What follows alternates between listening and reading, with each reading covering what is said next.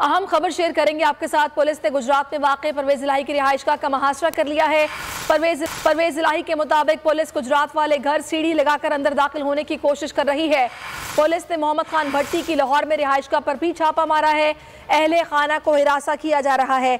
मजीद बात करेंगे bureau chief Lahore खबर अब्बास से। खबर, क्या डिटेल्स हैं आपके पास?